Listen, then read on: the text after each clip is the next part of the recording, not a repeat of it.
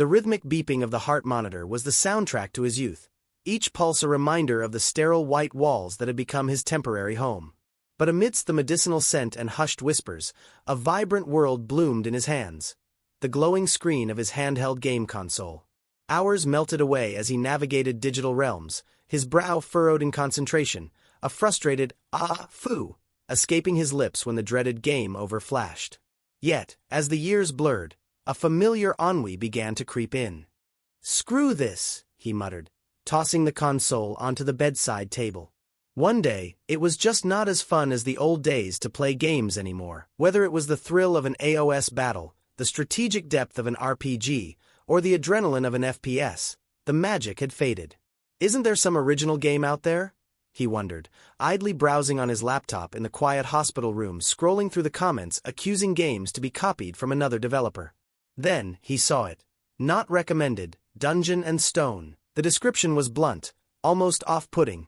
A brutally difficult roguelike with 2D pixel graphics that demanded everything from the player. The pixelated graphics of the title screen looked archaic. "What the hell? There's only English," he noted with a sigh. "It doesn't even really look like my type of game." But the magic word caught his eye. "But it's free, so I'll try it out." The character selection screen appeared. A quirky array of pixelated heroes. There's a lot of types of classes to choose from. He wasn't planning on playing much, so he randomly picked the barbarian. The gameplay was a nostalgic throwback to vertical scrolling adventures. "Oh, the illustration's nice," he mused, a flicker of interest igniting to play more of the vertical scroll. But soon enough, hours vanished without his notice. "What? When did it get so late? I became obsessed with Dungeon and Stone. This game is so much fun," he'd exclaim, a bead of sweat tracing his temple as he narrowly avoided a pixelated pit.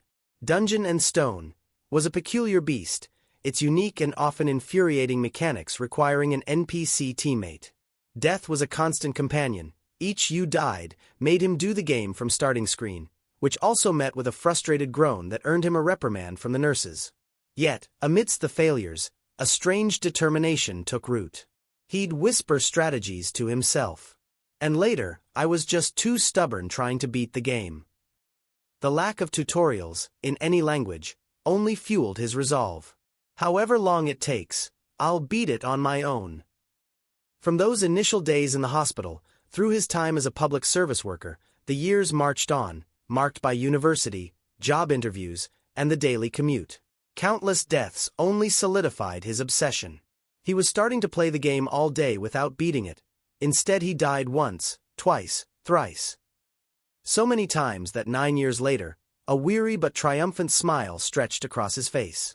The final boss room. Before him loomed the ominous Gate of the Abyss. "Did you see that, you peanuts? Is there anyone else who has gotten to this point?" he roared, his voice hoarse with elation. 9 years. I sacrificed my 20s for this." The final prompt appeared. "Will you enter the boss room?" "Of course, yes." A chilling follow-up. "You might never come back. Will you really enter?" A nervous thrill coursed through him. Is it because it's the final boss? It's rather ominous. But hesitation was fleeting. "But no way, I wouldn't go in when I got to this point." "You've pressed yes." Loading. He leaned back, strategizing that he is going to gather as much information in one try, and how many patterns will the boss have and what will be its attribute. Then he smiled proudly as if he is going to first try this boss. Then, a sudden anticlimactic message. "You've reached the abyss. Tutorial complete." A wave of disbelief washed over him. Tutorial? It was all written in Korean, which made him more angry as the game previously only supported English. 9 years. 9 years spent not conquering a grand adventure, but merely completing the tutorial of a notoriously difficult indie game. The bright light subsided, leaving the office worker disoriented. He couldn't understand what was happening with a sudden message, starting transmission. With that he lost consciousness. A voice echoed, congratulating unseen warriors. "Today you will all leave this place and become proper warriors." He was no longer in his office. Torches flickered instead of LED lights, and hulking, tattooed figures surrounded him. A gruff voice boomed, "Pick a weapon fit for you." Confusion warred with a dawning terror. The language was strange, yet he understood. "Where am I?" He fought down panic. "Calm down." Still confused, trying to understand the situation. He looked at his hands, calloused, his arms, corded with muscle, marked with tattoos. "This isn't my body." He asked, "Is this really him?" "Those who are called, come forth," the voice commanded. He found himself standing beside another transformed individual, a blond man. Vanon's third son, Carrick. They stood in a fiery ruin. Carrick instinctively reached for a weapon. A massive, bearded warrior hefted a double-headed axe. The double-headed axe. Great choice, Vanon's third son, Carrick. You are now a warrior. Then, another name, Feneline's second daughter, Avner, stepped forth. A cold dread seeped into Carrick. Wait, this is familiar. Young warriors picking their weapons one by one and being acknowledged as a warrior. With the statement of the main old figure, he understood he was in city named Rafdonia, and with this he finally understood he is in the game, as when he first took Barbarian as a character the game started like this only.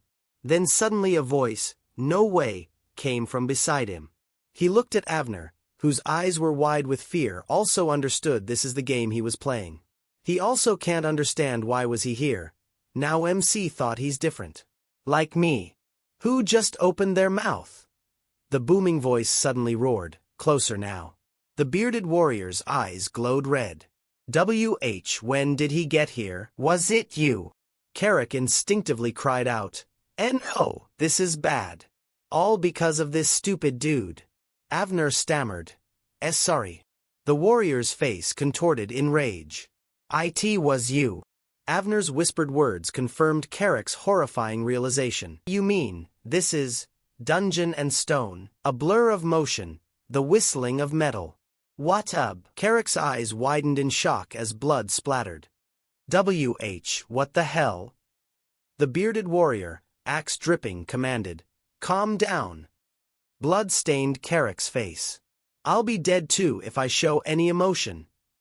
The bearded warrior, ORM, now looked grim. Kajua's son, ORM, was possessed by an evil spirit.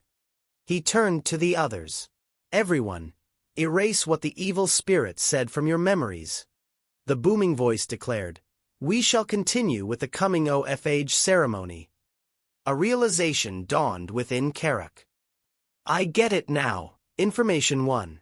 People like me, who come into the game, are evil spirits. Information 2.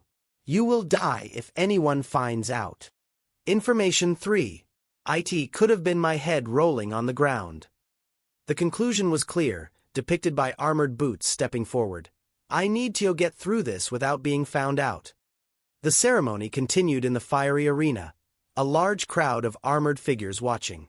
A burst of urgency filled the air. There is a small problem. Then the booming voice called out, "Next!" Serum raised his arms, a picture of determined strength, as the booming voice echoed, "Next!" Then, Avner, now masked, mirrored Serum's resolve, another "Next!" Don't know my name. Damned game. It should at least tell me my name. Isn't there a stat window or something? He knew he couldn't falter. I can't just guess when my life depends on it. The relentless call continued. Next! Time seemed to slow. Carrick's eye narrowed, focusing on the present. The possibilities low, but this is the only way I have right now. The booming voice urged. Next! In a burst of thought, Carrick calculated his move. 2 seconds until I move after the name's called. His hand clenched, a silent preparation. Just then, the booming voice roared, its focus shifting. Jandel's son, Bjorn. His expression hardened with resolve. 1, he thought, marking the first step of his desperate gamble. 2, he noted, counting the seconds. Orem's voice boomed across the arena. 2 seconds since the name's been called. If no one steps up. Carrick's sandaled foot moved, taking a step forward. Determination etched on his face. A single thought resonated. Then that's my name. A flicker of doubt remained, a quiet, probably, a towering figure with long white hair, an intensity passing between them that spoke volumes. A close-up revealed their starkly different expressions. Bjorn, resolute yet wary, and the older warrior, stern with piercing yellow eyes. "Young warrior," the elder finally spoke, "pick your weapon." Flames erupted around him, a dramatic display as the word, "bingo. So that is my name," made him a little relief. With this his thoughts now shifted towards the second most important decision. But in the armory, amidst an array of brutal weapons. "So, the weapon I am going to choose would be this." The white-haired warrior watched, a curious on his face as Bjorn hefted the unexpected defense. He reached for the shield. A panel confirmed Bjorn's conviction. "Yes, this is the best decision I can make." A voice declared, "Jandel's son, Bjorn. With this, you've become a warrior." Bjorn's stats flashed on a screen. Bjorn Jandel, level 1. Synchronization completed. The virtual world and reality blurred. Data has been transmitted to the administrator. Bjorn's mind flashed back. "When I first played this race, I chose to go with a greatsword because it looked cool. But I died way too much. I died again," the frustrated player had exclaimed. "How do I need to build this character so it can have more survivability?" Dual axe, large hammer all failed.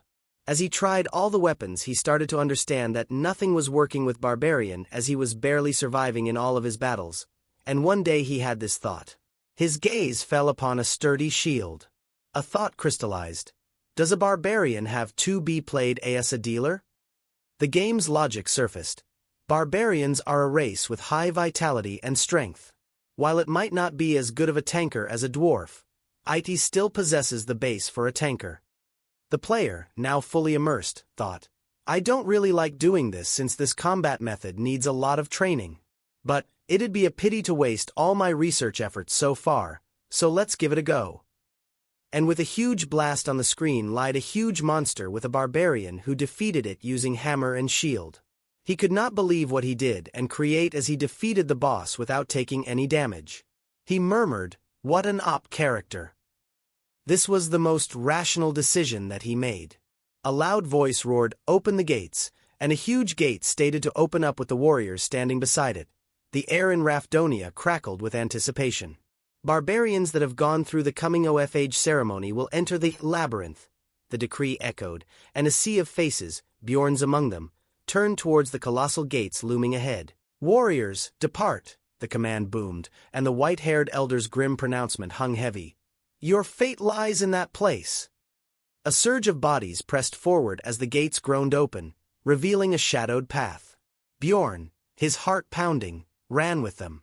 "I'll run along with them for now," he thought, his eyes darting around at the unfamiliar faces.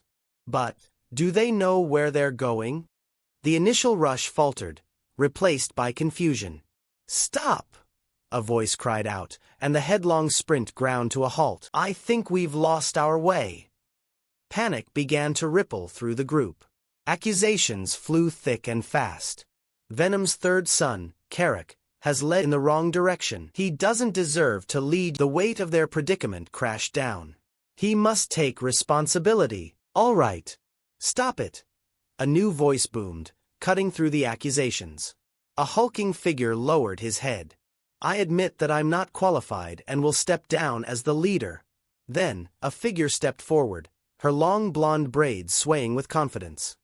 "I'll be the one to lead everyone then," declared Feneline's second daughter, Einar. A wave of relief washed over some. "Einar is wise, she should be able to lead us to the right path," they murmured, hope flickering anew. Bjorn watched Einar, his expression unreadable. Einar, he thought, a seed of doubt already planted. Her yellow eyes gleaming with what seemed like certainty, but as the time passed same thing happened to her too, she also got lost. "Not you too," Bjorn thought. Now all other barbarians started cursing Einar for making them late to reach Labyrinth. "Einar don't deserve to lead," they said, and stared to pick the next person to lead. With this Bjorn tension arised as they would never reach their destination, but he don't want to grab any attention.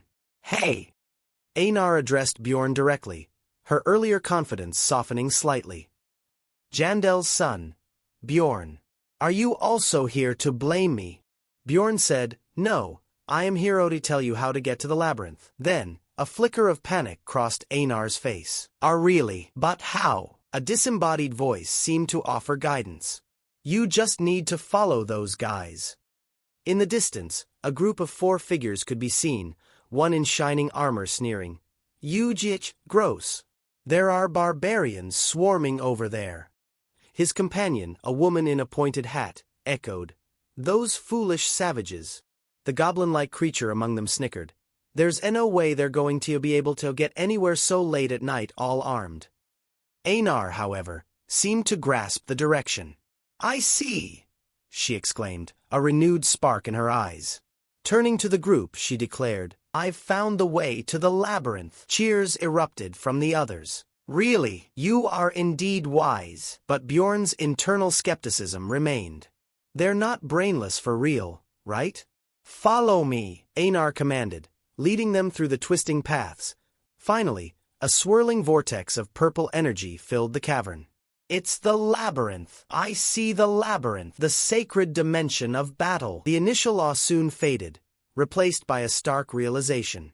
Damn it, it really is the labyrinth. Bjorn's unease intensified, the weight of the coming trial pressing down on him. Is it really the right decision to enter the labyrinth? He glanced back at the path they had taken, the thought of turning back a fleeting temptation.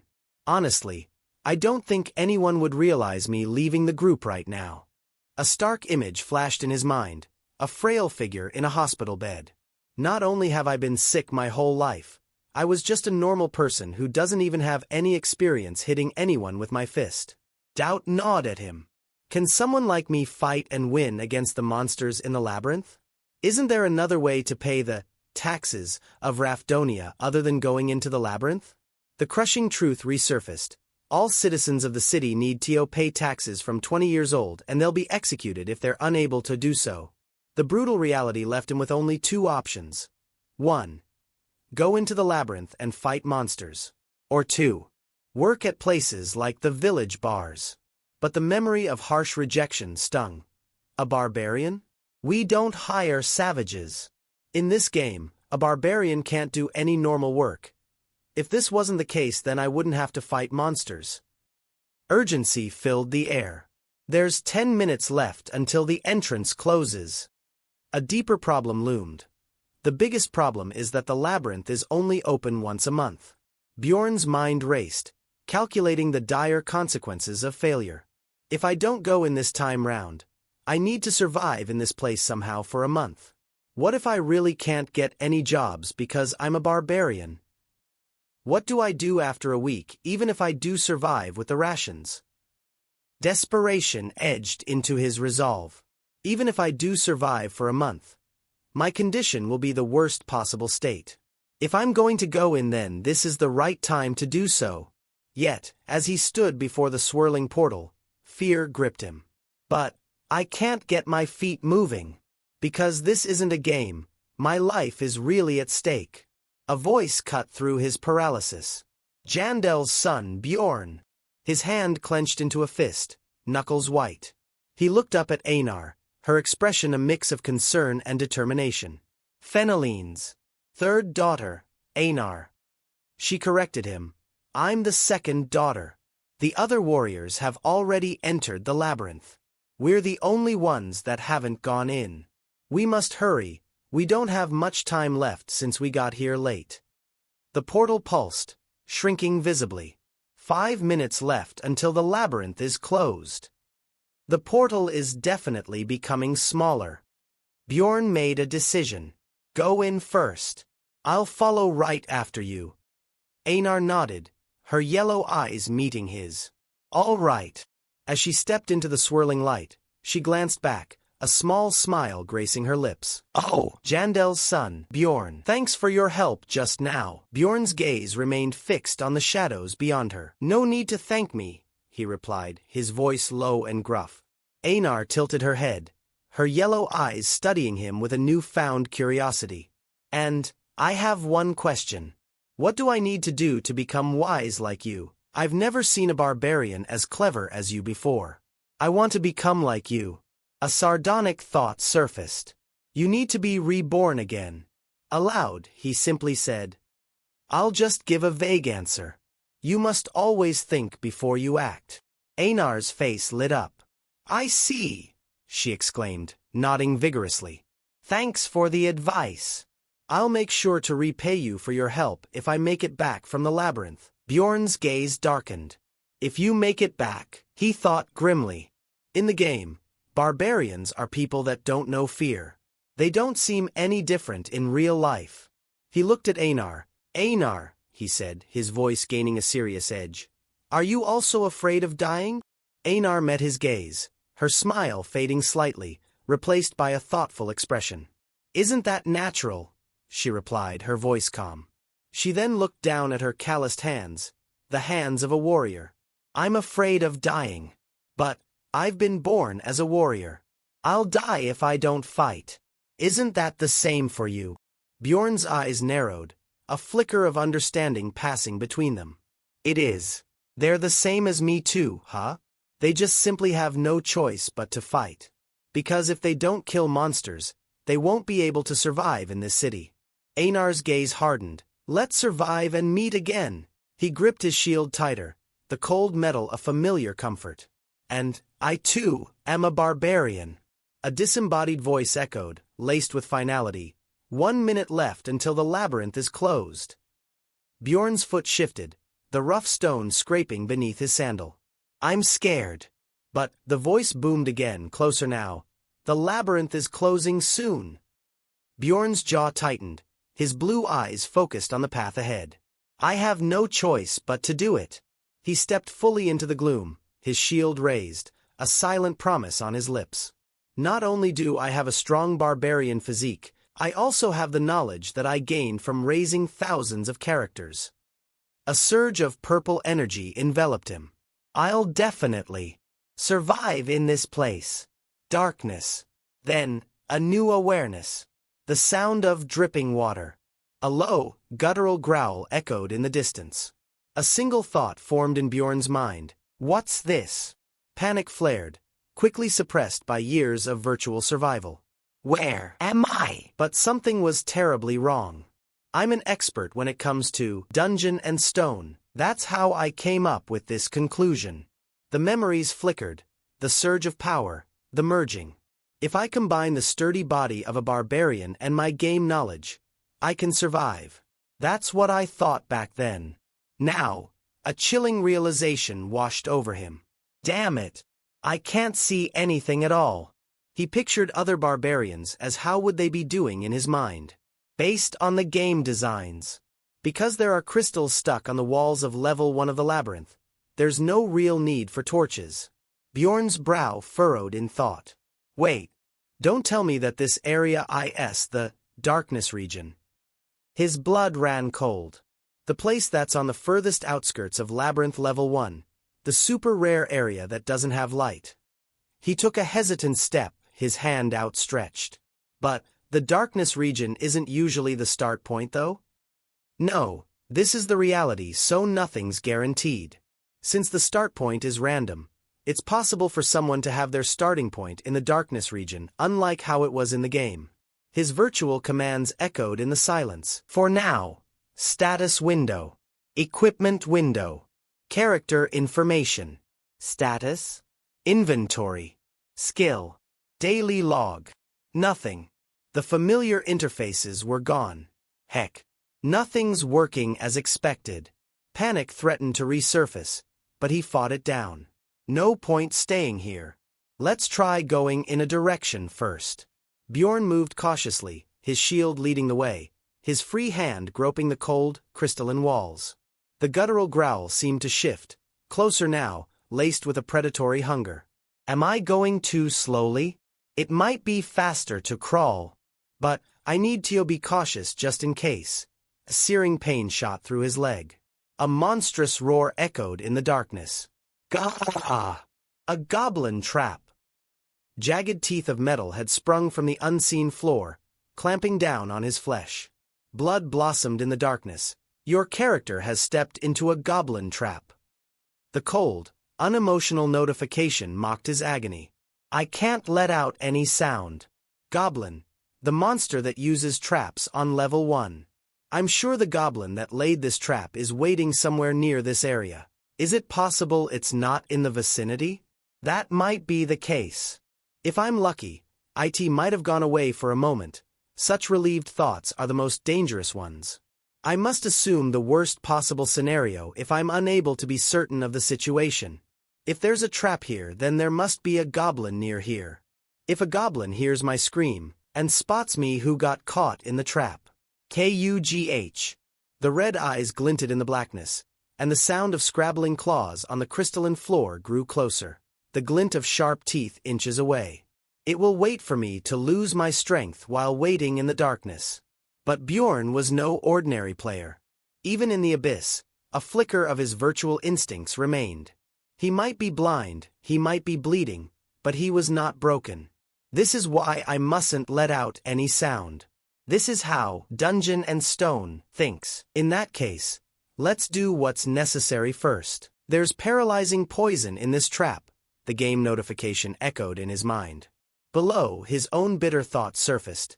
Darn barbarians. If only they had given me leather boots instead of useless sandals like these. A wave of despair washed over him. Heck, what's the point of saving all this now, he thought. But another voice, his inner strategist, snapped. Stop whining and get moving already. He gritted his teeth. If I need to fight, then it'd be better for me to do it quickly. Bjorn focused, trying to ignore the spreading numbness. Come on out, he mentally urged his unseen foe. I know you're hiding, so come out already. A grim determination settled in. I don't even feel fear because of the paralyzing poison.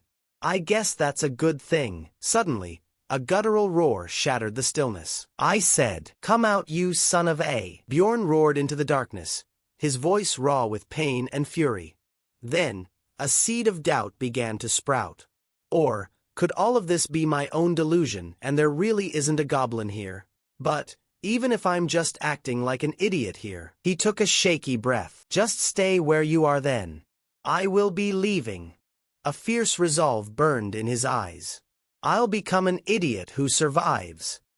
A mocking voice echoed from the shadows. Your mother's a goblin. More disembodied taunts followed. Your father's a goblin as well. This is dangerous. My bleeding isn't stopping. Your sibling is also a goblin. Your mind gets a little blank when they lose a lot of blood. Huh? It feels like my brain has been dipped in alcohol. Which is why. You're also a goblin. Then, it emerged from the gloom.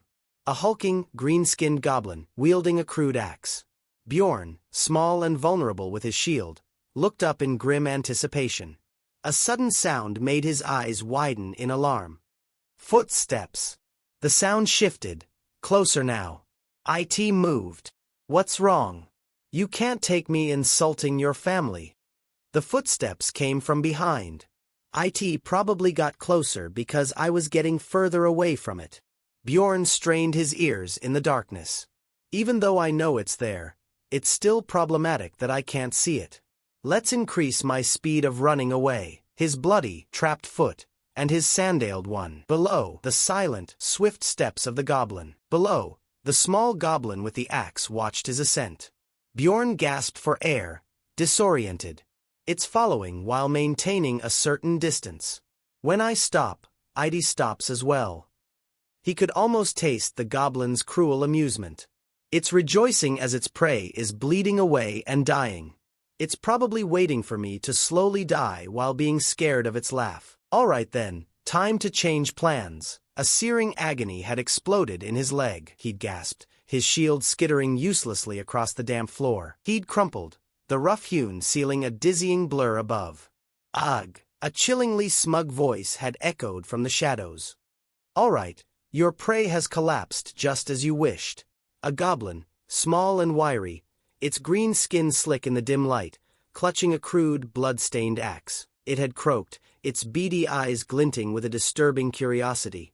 A pebble had then struck Boren's forehead with a sharp thwack. Did it just throw rocks at me?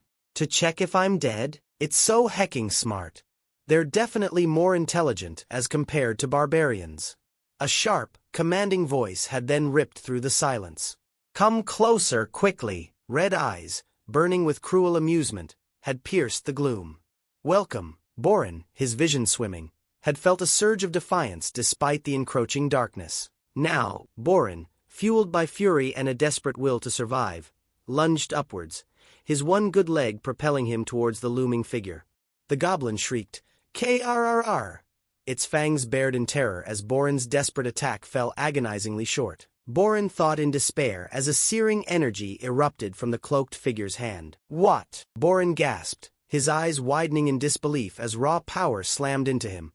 My body is moving by itself.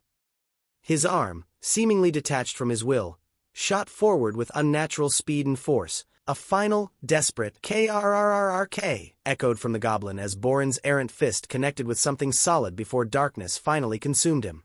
But even in the blackness, a new sense bloomed. I can feel vividly where the goblin is moving. A primal surge of power coursed through him. I'm stronger! Boren roared, his eyes snapping open. A realization crashed over him, sharp and clear. This body is different from the sick body that spent his whole life in the hospital. This is the body of a barbarian. With a guttural huff, Boren slammed his fist into the ground, the impact sending shockwaves through the stone. The red glow intensified around him, a raw, untamed power surging through his veins. He could feel the goblin's frantic movements, its panicked breaths. With a final furious surge, Boren ripped the restraints binding his arms. The goblin, before collapsing into a lifeless heap. A strange notification flickered before Boren's eyes. You've defeated a goblin. EXP +1. The hunt was over for now. Boren stared at his fallen foe, a strange mix of triumph and confusion swirling within him. The goblin's corpse began to shimmer and fade. Boren gasped, his breath catching in his throat. Its body is disappearing, as if this was the game. The shadowy figure, now nothing more than dissipating embers, left behind a single radiant gem. This is, Boren muttered, his gaze fixed on the crimson crystal. He cautiously reached out, the currency that's being used in Dungeon and Stone. He examined the gem closely. A grade 9 magic crystal. Its value is a piece of bread. A wry smile touched Boren's lips, a hint of his old self returning amidst the confusion. He chuckled softly. This is what I got for going through all that. Right, he murmured. This place is a world where labyrinths and monsters exist. Dead monsters would leave items behind and disappear. And in the city that's outside, there are familiar game sceneries and other races that live together. This is definitely the world within the game that I know of. But Boren's gaze fell to his bloodied leg, then to his powerful hands. I will never confuse my reality by thinking it's a game.